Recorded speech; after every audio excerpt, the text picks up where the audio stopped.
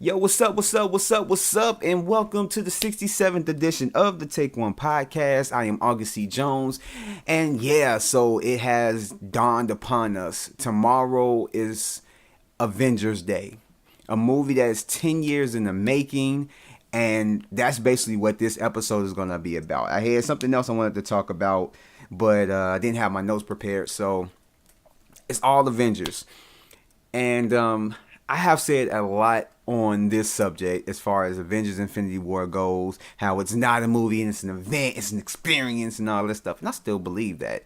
So Monday was the premiere, which I'm jealous of like everyone who got to see it. But yeah, so Monday was the premiere. It was a purple carpet instead of a red carpet.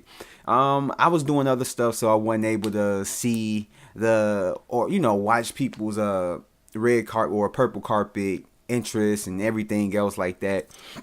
But I've been hearing a lot about it. I've seen a few reviews on it, and I done read some stuff on like certain reviews and stuff, and just I've seen the Rotten Tomatoes. So let's just start off with that.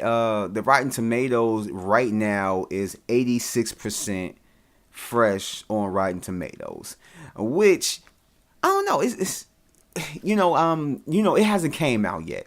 It's only like literally compared to the whole world, a handful of people have seen it. So I can't really say that this won't go up, but it's like I thought it would probably be in the 90s or something. I don't know. Like I'm not disappointed. It's not taking me back, but it got me. I mean, I had thoughts about like maybe it's not gonna be as big, or they say it's big, but it may not be as good as I think it's gonna be. I'm not probably gonna be blown away like I think I would be or anything like that, but I don't know. Like I'm just curious to see it. I want to know if I am going to like it. I hope I love it. I hope I love it.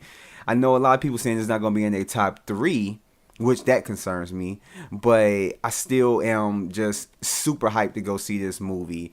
86% is nothing to scuff at. Like this, I mean, shit, it's a lot of movies that want to be at 86% on Rotten Tomatoes. Even though Rotten Tomatoes isn't the make or break. I mean, not everybody, like literally, not everybody goes on Rotten Tomatoes. There's a lot of people that do go on there and look at the, percentage and be like, yeah, it's at 42. I don't care to see this movie.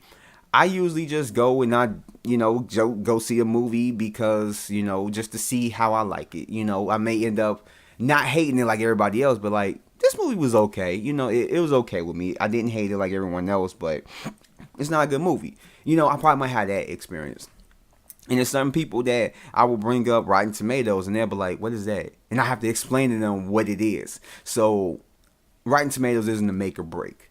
But, we'll see how it climbs. We're going to see how it climbs. Hopefully it gets into like the mid 90s. Hopefully it's like the weather that we want to be right now. The mid 90s, But I ain't gonna say mid 90s because, it's still spring, but whatever the case. But yeah, so as far as the reviews, so a lot of reviews have basically been saying that this movie is really, really good. It's a great film. But a lot of people don't believe that it's a masterpiece like we all hoped it to be, and that and just I haven't really heard anything too negative. It's just been just basically stuff has just been coming out that it's a great film. The villain is great.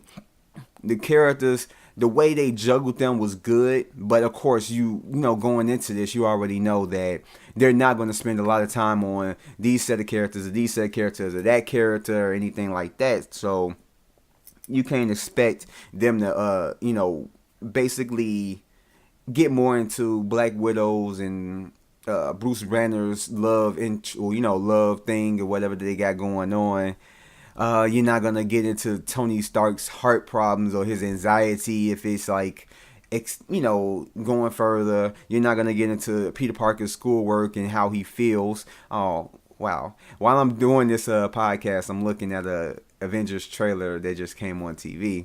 But yeah, you're not gonna get too deep in depth into like the characters that we already know, because we already had 18 films leading up to this. A lot of characters that had 1 to 3 movies, and or as far as their own movies. And then other characters have been in other movies. You have Black Panther that's been in 2 movies so far. This is going to be the 3rd movie Black Panther has been in. This is going to be the 3rd movie that Spider-Man has been in. This is going to be the 18,000 movie that Iron Man has been in. You know, so a lot of these characters have been in their own movies as well as other films.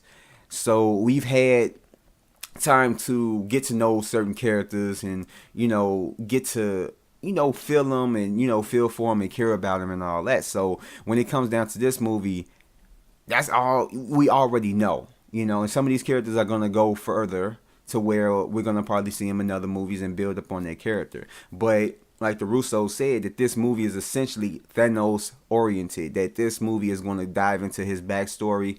Even though I heard that they took a lot of his backstory out, more than likely they probably might have a lot of deleted films. They're going to have a lot of deleted scenes for when the movie comes out on DVD, which I am going to get on Blu-ray. Matter of fact, I'm going to pre-order that motherfucker. But it's going to be basically Thanos oriented. And basically from what I hear is that it's basically going to look through the eyes of Gamora as well. Because as you know, that's his adoptive daughter.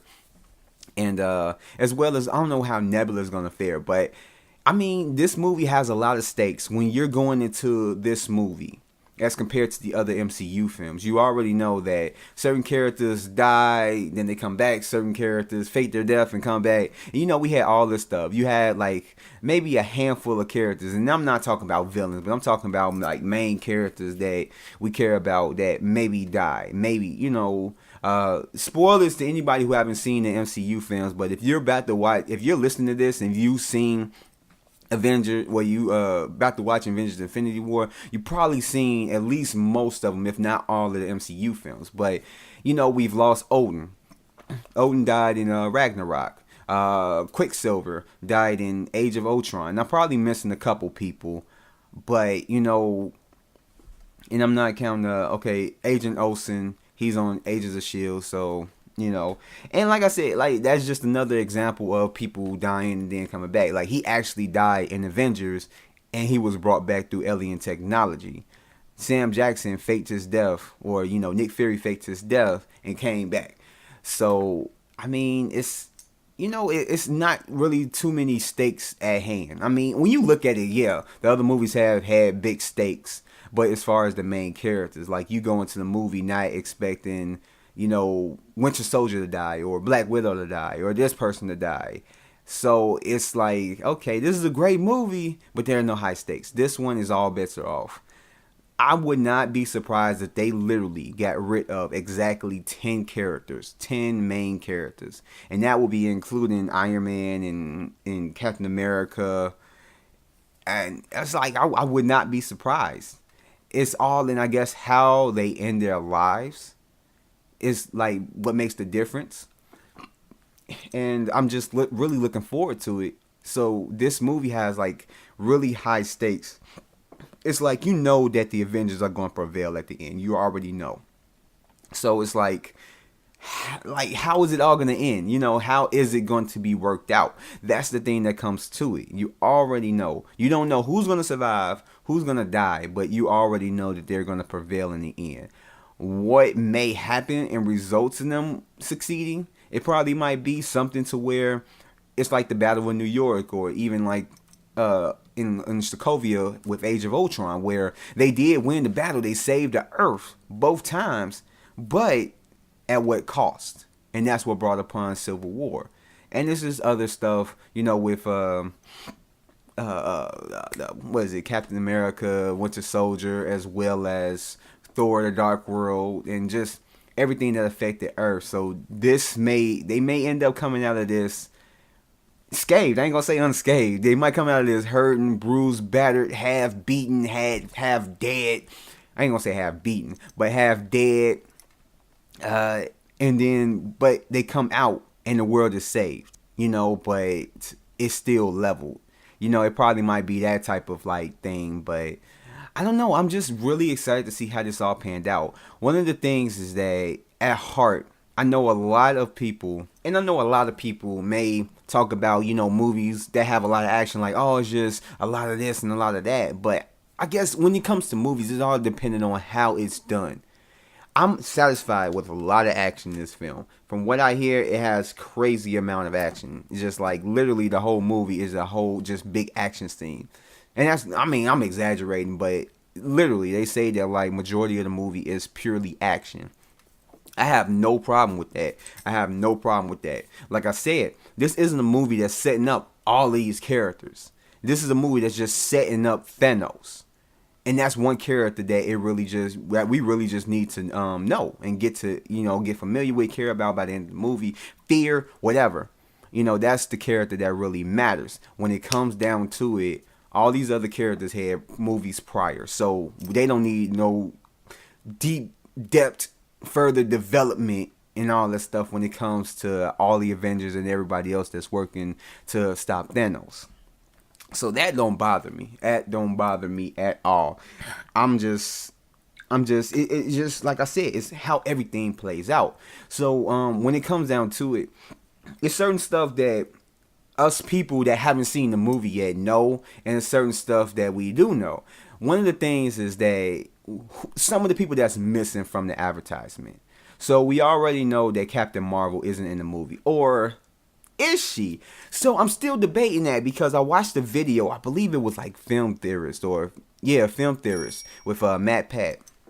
I don't know if you guys watch his channel, but surely check it out. It's something that he has like real interesting videos on there, real interesting theories. He has a game theorist channel and then a movie theorist channel, and he was just talking about Infinity War today that had just dropped.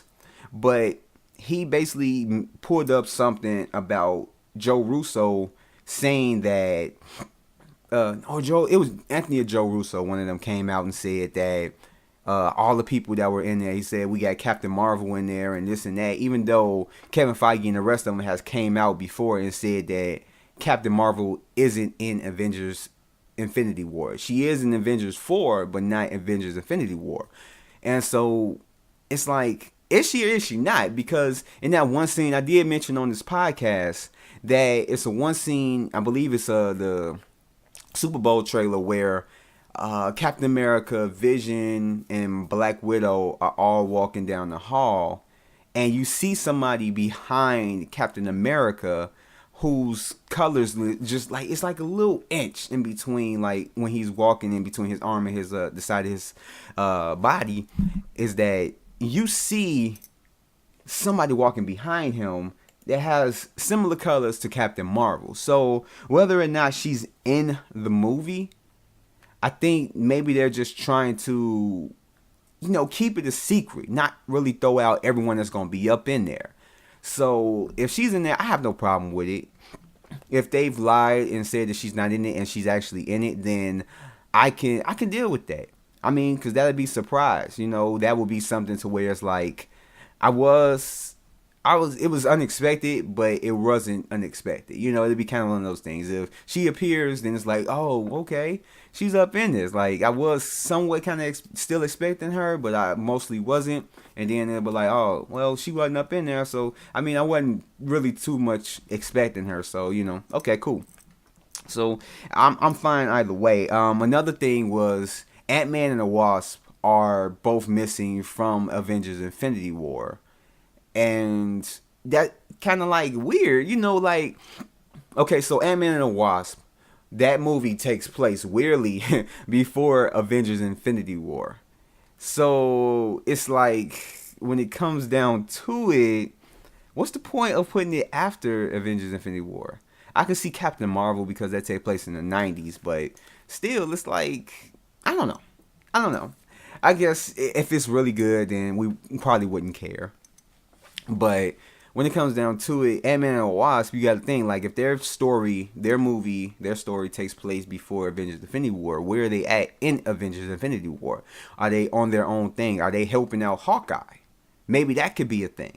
Because all we know about Hawkeye is that he's not in the advertisements, but he has been seen on set with a new haircut. So it gives, like, basically the idea of comic book readers that I've recently found out about, because I don't read comic books. I love the comic book movies, but I don't read the comic books. But it has been thrown out that he's more than likely a character named Ronin, which he did turn into for a while. I mean, several people had donned the mantle of Ronin, but Hawkeye is one of the people that was kind of, I guess when you think of Ronin, you think of Hawkeye. And so that's more than likely who he is in this trailer, well, in this movie. And they have said that Hawkeye is on his own mission, that he's on his own, he's doing his own thing. And I guess showing him up in the trailer is not the most ideal because it doesn't have anything. I'm gonna say he probably not just in the fight. He's not in the fight at all. He's doing his own thing. More than likely, and my guess, retrieving the Soul Stone or going somewhere to find Captain Marvel or something of that nature.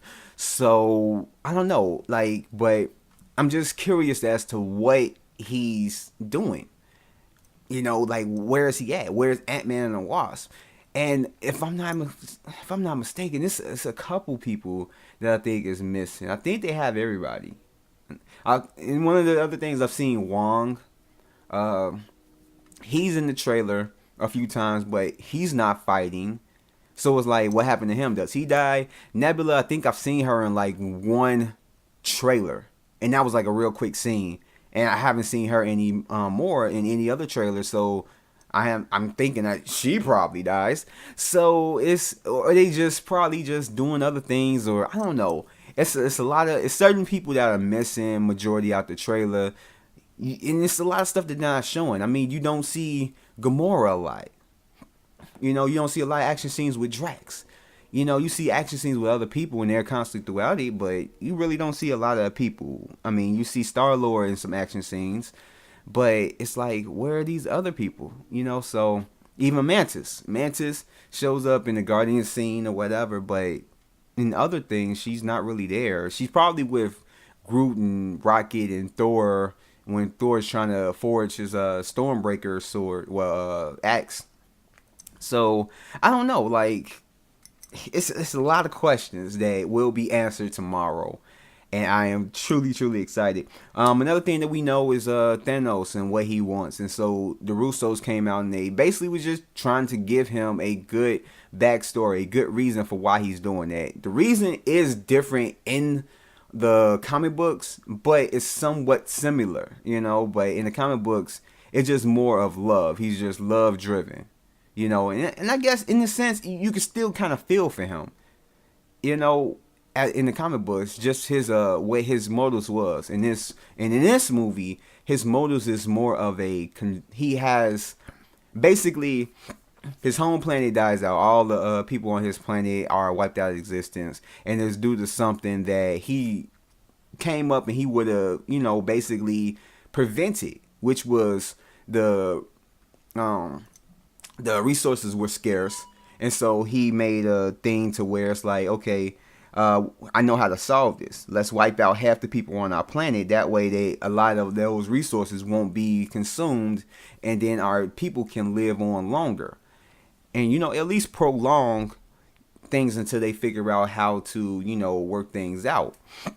And so they don't do it. They call him the Mad Titan because of his radical ideals, and so he ends up basically, like, this planet ends up, like, all these people end up getting wiped out or whatever, or they end up dying and everything else. And so he vowed not to let that happen. So he basically tries to go after the Infinity Stones. That way he can basically wipe out half the universe so that it's not going out, that's not moving, expanding out unchecked.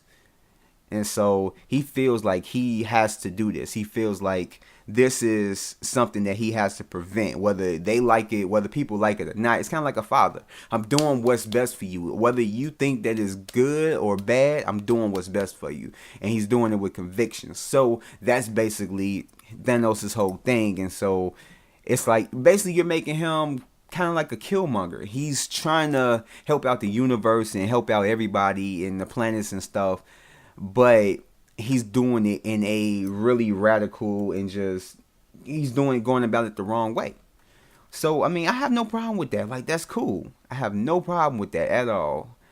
And, yeah, I mean, and it's a couple other things that we have questions for. I mean, of course, who will die? Who will survive? how would Thanos be stopped? More than likely, he's not gonna get killed, but how will he be stopped? And then it's the thing of the question, big question that's on everyone's minds, besides all the questions that I just raised. Where is the Soul Stone? Now, we then came in contact with all the Infinity Stones except for the Soul Stone. That's the only stone, to our knowledge, that has eluded us.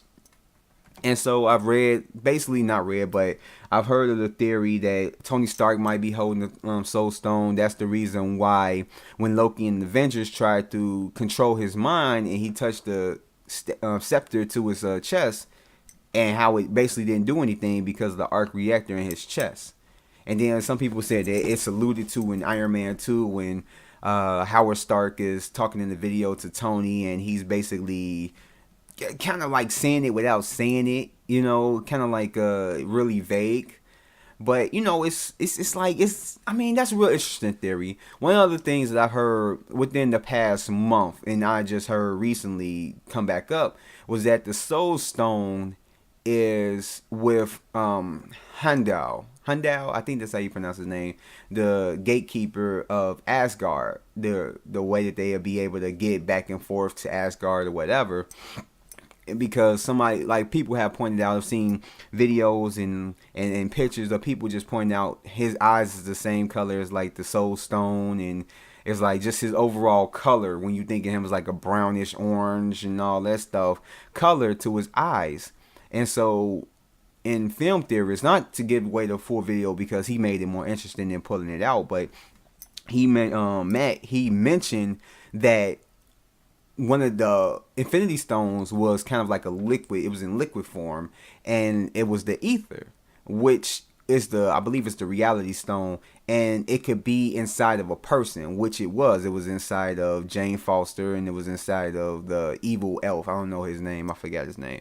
Or was it? No, Malekith. I think that's his name. Yeah, Malekith. Yep. That's his name. But yeah, so it was inside of him, and it can move inside of bodies. So the Soul Stone more than likely can be, you know, inside of Heimdall. I think, yeah, Heimdall. And then it would make sense because, you know, if you've read the theories, you know, or you heard the theories or read the theories about like the Thanos theory. And basically the Thanos theory, if you haven't heard of it, is just that every Infinity Stone is related to every letter of Thanos' name. So Thanos. So T is for the Tesseract, which we saw up in Avengers. We saw it in Avengers, Captain America, the first Avenger. We saw, actually it was up in, what is it? It was actually up in a few movies.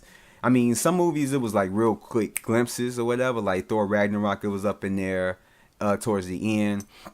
It was up in Age of Ultron, stuff like that. And then H is what, one of the things is out there is that Heimdall. His name starts with H, so that could be H. But H, we still don't know what that is. But A is the ether, or the aether, or however you want to say it. But it starts with an A, and that's the substance that was used up in Thor: The Dark World that can basically consume a body, is in liquid form. And so we have N. Necklace, I mean, that's more of a reach, but that's in reference to the amulet of the Eye of Akamoto that was up in Doctor Strange, what he used to basically rewind time, fast forward, and stop it, and all that stuff. And then we have O as the orb, which was what held the Infinity Stone up in Guardians of the Galaxy Volume 1. And then S is the scepter, which is Loki's scepter, which held the Infinity Stone. I believe, what is that? The Mind Stone, which is what's in Vision's head. So it's like, I mean, it's a real interesting theory. Like, you can't sit there and ignore something like that. Like I said, we still have H. We still don't know what H is. It could be Heimdall, and then another theory that it could be Adam Warlock, because of a reference to the way he called himself in the comic book, which I really don't know too much about Adam Warlock. So this is like news to me. But then everything else was like, it kind of like lines up, and I don't think that's by mistake. I really don't. to put something in called the orb, and they've been calling it the orb all throughout the Guardians of the Galaxy Volume 1 and everything else until they found out what was inside of them. But it's like the orb, and then the ether, and that it starts with an A. It's like, and then we have the necklace, which, like I said, that's a reach, but still at the same time, it's still a I guess you could say it's still a necklace. So, I mean, that's more of a reach, but I mean, I'll take it for what it's worth. Just in case the Soul Stone is with someone or something that starts with the H, then it's like, yeah, okay, I got it. So it's whatever. But I mean, I tend to believe in it until I'm proven wrong with that theory. But I mean, I'm really looking forward to it being Handu or Handao. Yandu is something. Hindao. I don't know his name. God damn it. But anyway, you already know. What is there to say about this movie? This movie is just something that I'm really looking forward. This is 10 years in the making. Imagine working on something 10 years and it finally comes out and it's just this big spectacle. Just imagine that. And then it's like, when you think about it, this has got to be a dream come true. Not even just for the people that's involved, especially if they're big comic book readers. But you got to think that when it comes down to it, when this first started with the first Iron Man, they were setting up certain things, the Avengers and everything else. And with them introducing the Infinity Stones, you got to know that they had an end game. Because I was thinking, I'm like, damn, did Joss Whedon come up with the Thanos idea and they just ran with it after, Avengers? But then I'm thinking about it. The Infinity Stones were introduced one of the Infinity Stones was introduced in Captain America, the first Avenger. So right from that start, it had to lead up to Thanos. They had Thanos in mind to get to that point. And so, to get to this point. So just think, you start something. And from what I hear, I haven't checked this myself. I had to double check. I'm more, if I remember, I'll come back to it. But all the MCU films have been basically like certified fresh on Rotten Tomatoes. And that's crazy because when you look at films like, film series like Transformers or, Harry Potter or something like that, some of them can make film after film after film and all of them be good. Some can make films where it's like the first one good, the second one bad, this good, that one bad, like the James Bond films with Daniel Craig. Or, it probably could be like the first one was great, but then it goes down. After that, like a lot of films probably won't even make it to the second film, won't make it to the third film. It's a lot of films that's basically not making it past a certain amount of films. It's having a hard time even having straight direct sequels and not even connective movies. So for this to not only have sequels that basically do good, but to have connective films that actually do good and do good with the continuity. A lot of times you probably point out the continuity issues and stuff like that, but when it comes down to it, when you're looking at the continuity, they're doing really pretty good on a lot of stuff. And that's when you have a guy like Kevin Feige running the train that keeps an eye on everything, that making sure that these connective tissues stay connected. Even though this director is coming on, we have something to do this. I'm going to let you do your thing, but we have to do this a certain way to lead to this film and do that and do that. And they're doing it to a way to where it doesn't really feel like a setup for another film. I mean, Age of Ultron, you can probably kind of like, look at it as like, that was a setup for, the next film or the next films and stuff like that, however you might look at it. But really, when you look at a lot of the other films, they're really not setups. They're really like their own film. They might have setups for other films, but they're their own film. So, they've done something really special. And I can see why a lot of people are trying to mimic what they're doing, but not succeeding. It's just they need to take a book out of like what they're doing. Who they have in charge. They have one singular person that's in charge. They know what they're doing. And just have them basically draw out the story. And when you look at Marvel and stuff with the MCU, it's crazy because they haven't really changed anything. The only thing that, to our knowledge, because if they put out a slate, those movies are going to be made. They're going to be made. The only movie that I recall throughout the whole time that they've been putting out slates, the only movie I recall that has been taken off completely and not even moved or anything was Inhumans. And I believe that that's because, like, Kevin Feige didn't even want to do that movie. So once Ike Perlmutter, I believe that's his name, Ike Perlmutter, got taken off and was put in the Marvel, show or series division, the TV division, that he was like, there's no point in us doing that. That was something that he wanted. So scratch it. We're going to throw that away. And we're going to work on these other films. And the only thing that they've changed in there besides taking Inhumans off was they've added movies that they've done.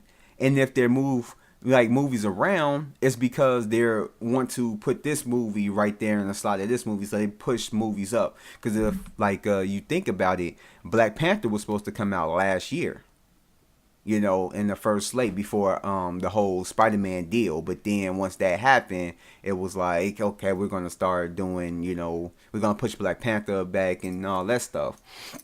So it's like they've made changes, but those changes have been basically good. It worked for it, then against it. And I think Captain Marvel got moved around and stuff like that, but that movie is already being shot, if not like done wrapping already. I think it's still being shot, but that movie is coming out next year. So they've had basically changes, but nothing bad. And you really don't hear anything bad about, when it comes to the MCU and their movies. Either they know how to keep quiet about it, or they just know how to work as a company, rather than, what they do over there in DC with the DCEU or DC Movieverse, what I like to call it, whatever you want to call it. It's just, they know how to work it. They know how to do their damn thing. And more than likely, pretty soon this year, they're going to come out with another slate that's going to be giving all the movies after Avengers 4. But, I mean, who's to know? One other thing that I want to talk about before we go ahead and end this, because I'm a little bit over 30 minutes.